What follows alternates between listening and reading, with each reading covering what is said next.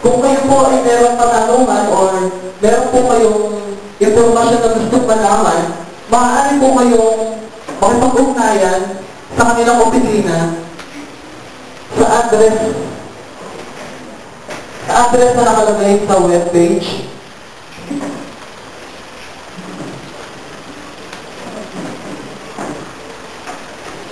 Muli po ako nagpapasalamat sa Mizuna at sino po ay nagtiwala sa web directory o Bulacan web directory. Dahil po ito'y nag-umpisa lamang itong taon na ito.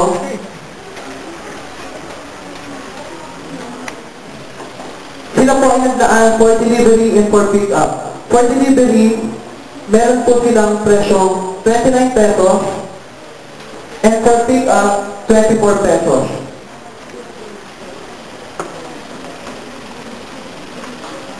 Ang kanila pong tanggapan or business hours ay nagsisimula sa 7 o'clock 8. Ako nga po pala si Mary Salcantara, isang estudyante sa Philippine Computer Science Institute at isa sa mga graduating students sa Taos Masalagot. Gusto ko pinakilala sa inyo ang isa sa kilalang resort sa Boston, ang Balamig Partner Card.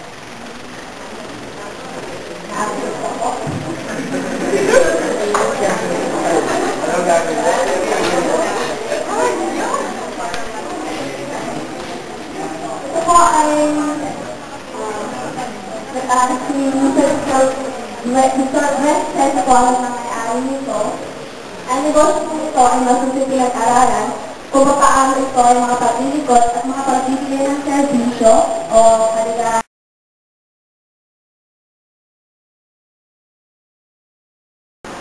Yun, sa mga ambisyon o mission, kaya po natin binugar ang Bulacan Web Directory. So,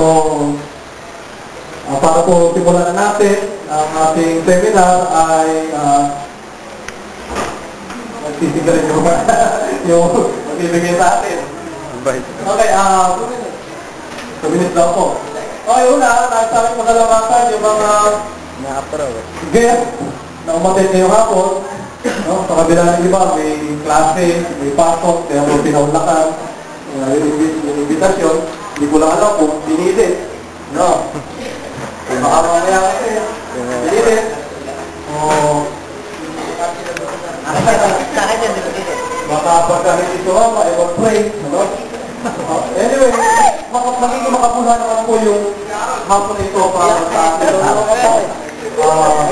Marami tayong naunawaan, marami tayong matututunan. Una, ano ba yung epekto ng cyber technology sa komunidad natin?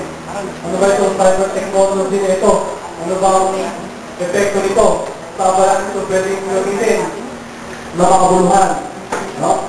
Ang internet kasi sa kabataan, pagka nabinig nila, ano yung mga papos sa pag-internet? Friendster. Ano pa? Game. Ano na? Pero, tinatawag yun sa mga pinipundo, gawin sa internet. Para itong makabuluhang bagay.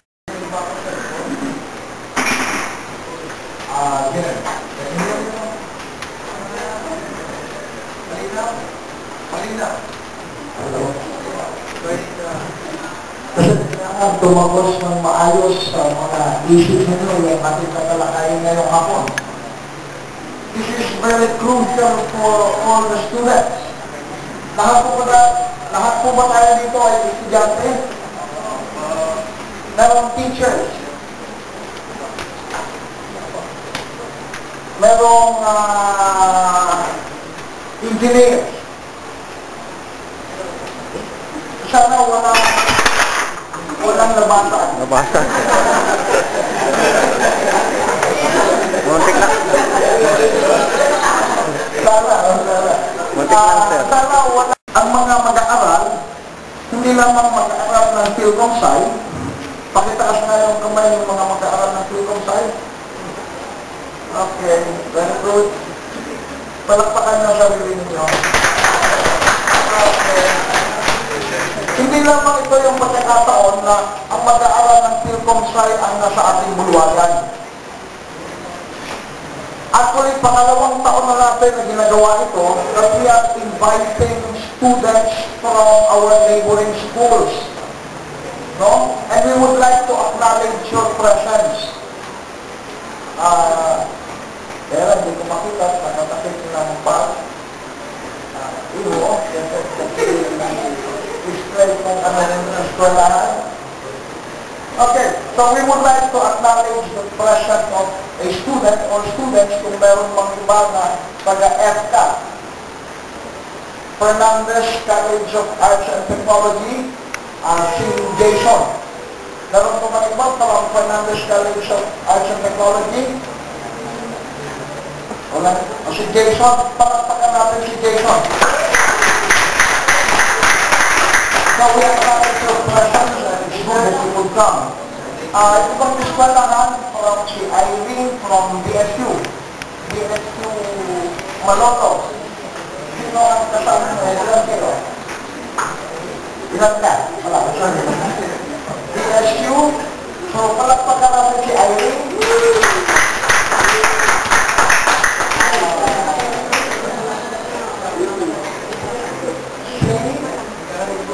Jasmine, from what school yan?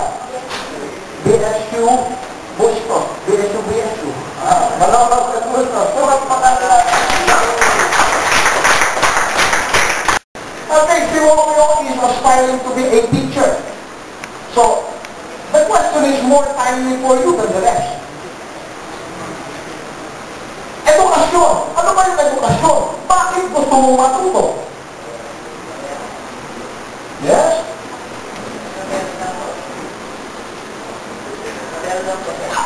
Gusto mong matuto? Gusto mong matuto magkapera? Pinakamadali yun. Ang katapat lang nun, baril. Sa katakas ng loob at sa katapang ng mukha. No? Kapag ito mababa ng mukha mo, walang hiya ka, pwede ka lang mag-honda, magnakaw ka na lang. Matuto ka magnakaw, may dalaman na agad. Is that what you want? Oh, nagtulo ko pa. Yes, yun. Bakit kayo nag-aaral? This is a very serious business. This is a very serious topic. Mag-aaral kayo na. Diba? Bakit nag-aaral para matuto? Matuto lang ano? Yes, Jonah. Come on. Speak out your mind. Matuto na tayong ano? Sige, mamaya, magtuturo ako kung paano lumundag din eh.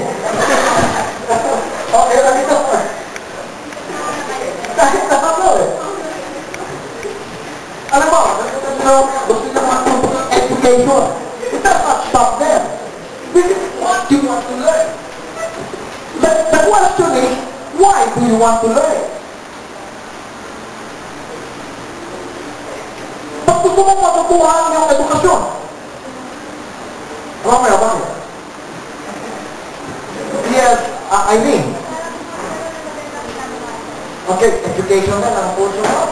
What's your point? Mass communication.